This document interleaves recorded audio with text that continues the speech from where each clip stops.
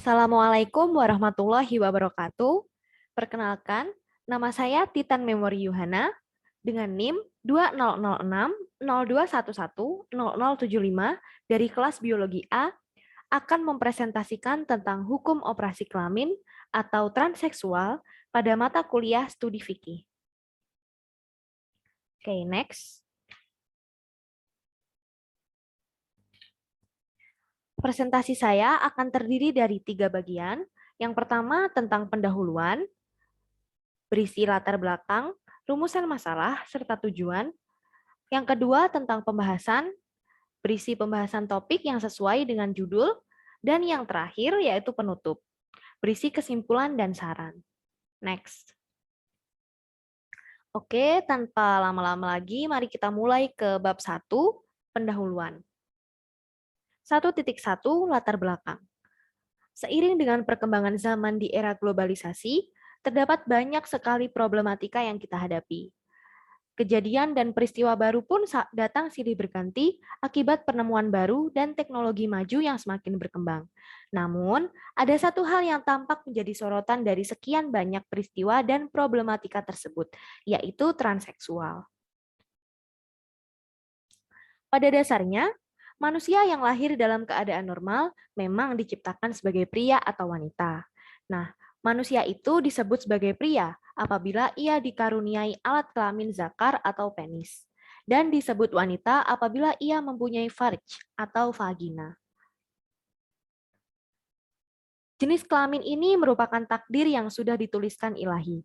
Akan tetapi, ada pula seseorang yang dilahirkan sebagai salah satu dari keduanya, entah itu wanita atau pria, tetapi mempunyai kecenderungan berperilaku sebaliknya. Dalam hal ini, psikologi menyebut mereka sebagai penderita transseksualisme, yaitu seseorang yang secara jasmani berjenis kelamin jelas dan sempurna, tetapi secara psikis cenderung menampilkan diri sebagai lawan jenisnya. Mungkin dari teman-teman semuanya pernah lihat Lucinta Luna, terus juga ada Dorce juga kan. Mereka berdua ini bisa disebut sebagai transseksual, yaitu orang dengan jenis kelamin berbeda dengan aslinya. Transseksualisme dikategorikan sebagai gangguan identitas jenis atau gender identity disorder. Gangguan identitas jenis ini ditandai dengan ketidaksesuaian antara kelamin dengan identitas jenis atau gender identity. Adapun pengertian identitas jenis adalah perasaan seseorang tergolong dalam jenis kelamin tertentu atau kesadaran bahwa dirinya adalah laki-laki atau perempuan. Identitas jenis ini merupakan penghayatan pribadi dari peran jenis serta pernyataan terhadap masyarakat dari identitas jenisnya. Hal ini dapat berupa sesuatu yang dilakukan dan dikatakan oleh seseorang maupun segala hal untuk menyatakan kepada orang lain atau diri sendiri sampai seberapa jauh dirinya itu laki-laki atau perempuan. Dikutip dari pernyataan Ruth Krisnasari, STP-MP, dosen Laboratorium Purifikasi dan Biologi Molekuler FTB Universitas Surabaya, transseksual dapat disebabkan oleh faktor bawaan yang disebabkan oleh hormon dan gen, dan faktor lingkungan. Ruth ini juga menyampaikan bahwa pada dasarnya manusia itu pasti berjenis kelamin perempuan dan laki-laki kan. Nah, perempuan ini ternyata memiliki kromosom XX, sedangkan laki-laki akan berkromosom XY. Apabila dari salah satu dari kromosom tersebut hilang, maka mereka akan mengalami kecacatan atau kelainan. Dalam hal ini kelainan tersebut bisa jadi transseksual.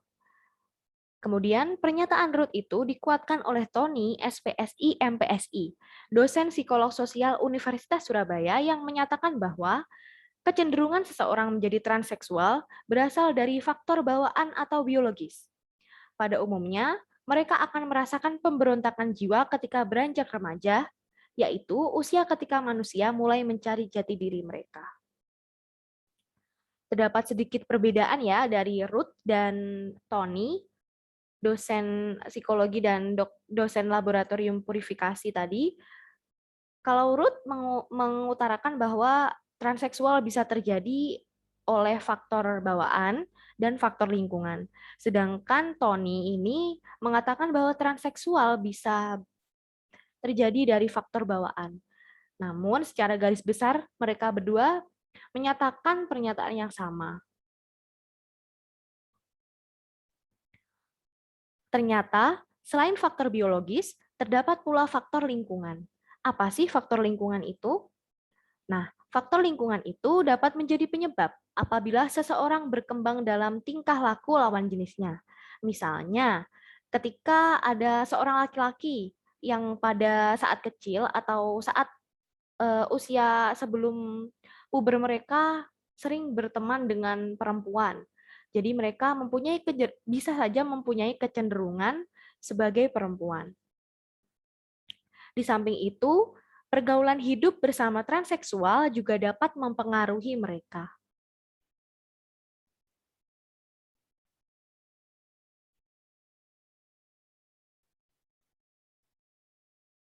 Sebelum saya menginjak ke rumusan masalah, transseksual yang sedang menjadi isu atau sorotan hangat di masyarakat ini perlu mendapatkan tinjauan lebih lanjut. Terlebih lagi dalam pandangan agama Islam. Kenapa begitu? Karena Indonesia sendiri merupakan negara dengan salah satu negara dengan penduduk muslim terbesar di dunia. Oleh karena itu, perlu ditinjau lagi bagaimana sih Islam menyikapi masalah transseksual ini. Apakah diperbolehkan atau dibolehkan saja, disunahkan atau bahkan dilarang. Oleh karena itu, kita perlu meninjau lebih lanjut.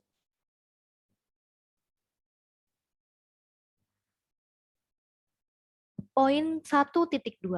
Rumusan masalah. Berdasarkan latar belakang di atas, maka dapat dirumuskan beberapa masalah sebagai berikut. 1. Bagaimana hukum perubahan atau operasi kelamin dalam pandangan Islam? Yang kedua, bagaimana bunyi dalil Islam tentang hukum perubahan atau operasi kelamin?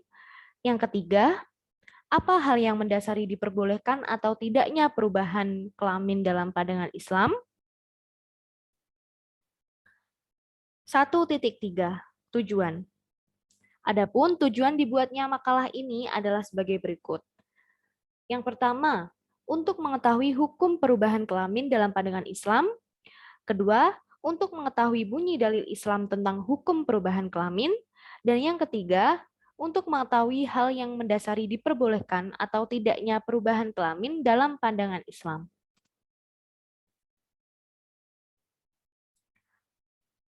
Bagian yang kedua yaitu pembahasan.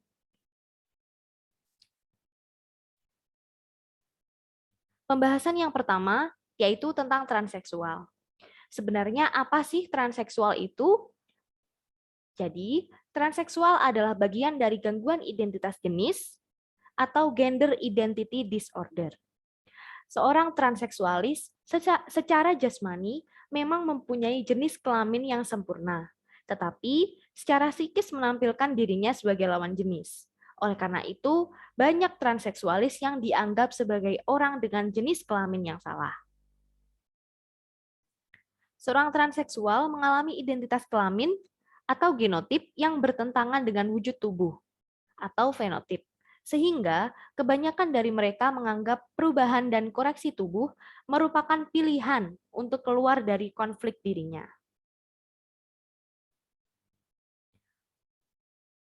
Poin yang kedua yaitu tentang gejala transseksual.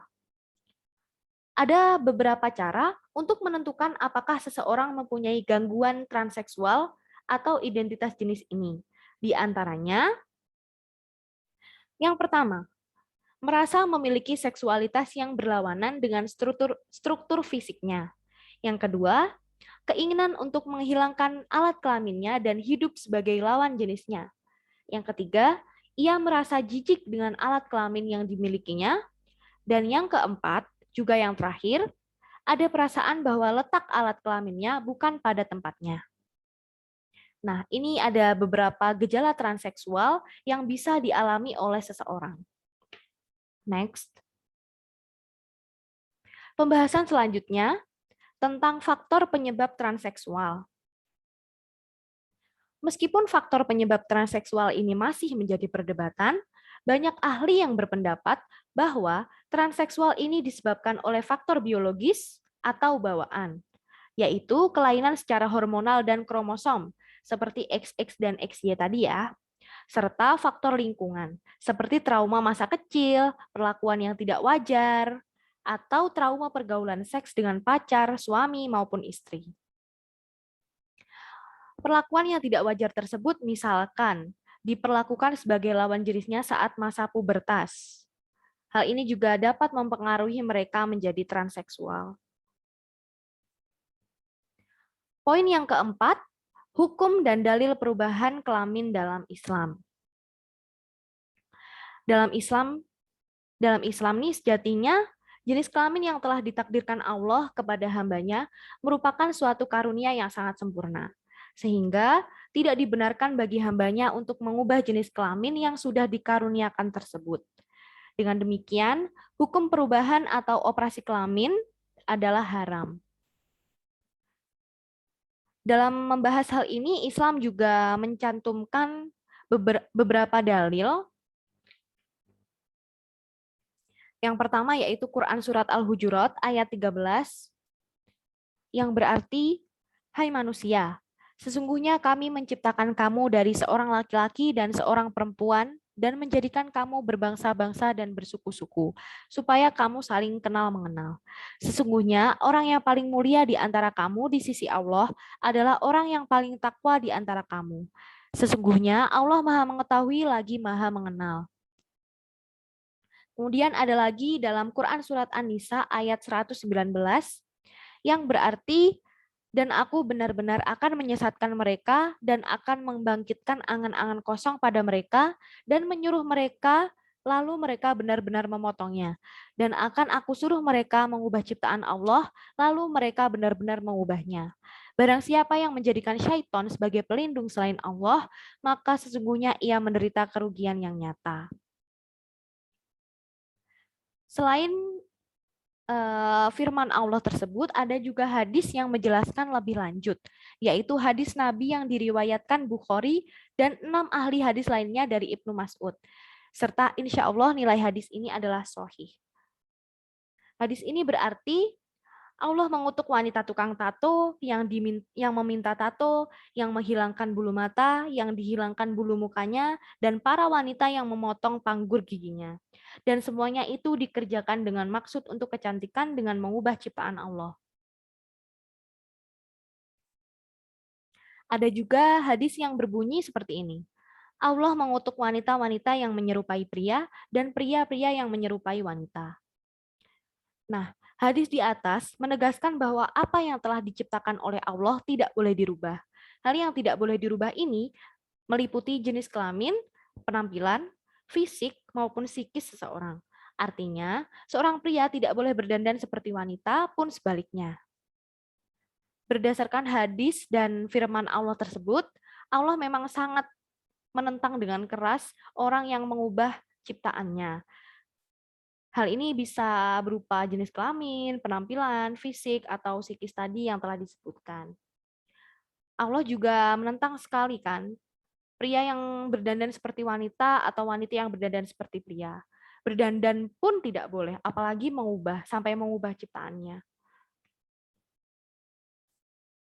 Pada seseorang dengan kelainan alat kelamin atau alat kelamin yang tidak normal, operasi kelamin yang dilakukan untuk menyempurnakan organ tersebut menjadi dianjurkan dalam Islam. Nah, ini adalah jawaban untuk pertanyaan apakah orang dengan kelamin ganda atau kecacatan pada organ kelaminnya boleh melakukan operasi perubahan kelamin? Jadi jawabannya sudah tertera di sini, yaitu boleh. Bahkan Islam sangat menganjurkan hal ini.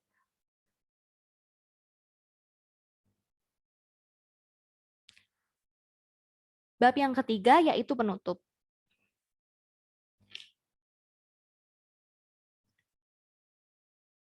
3.1 Kesimpulan. Berdasarkan pembahasan di atas, dapat disimpulkan bahwa yang pertama, hukum perubahan kelamin atau transseksual dalam Islam adalah haram. Hal ini berbeda dengan hukum operasi kelamin untuk menyempurnakan alat kelamin yang tidak normal. Apabila demikian, maka hukumnya menjadi mubah atau boleh, bahkan dianjurkan.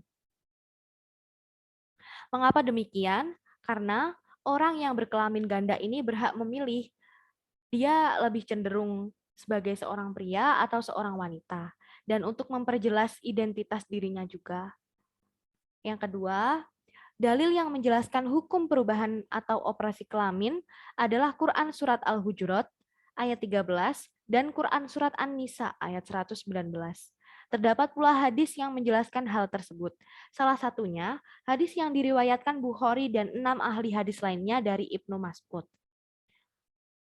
Kesimpulan yang ketiga dan yang terakhir, transseksual atau perubahan kelamin dalam Islam diharamkan karena jenis kelamin merupakan takdir atau kodrat Allah yang mutlak.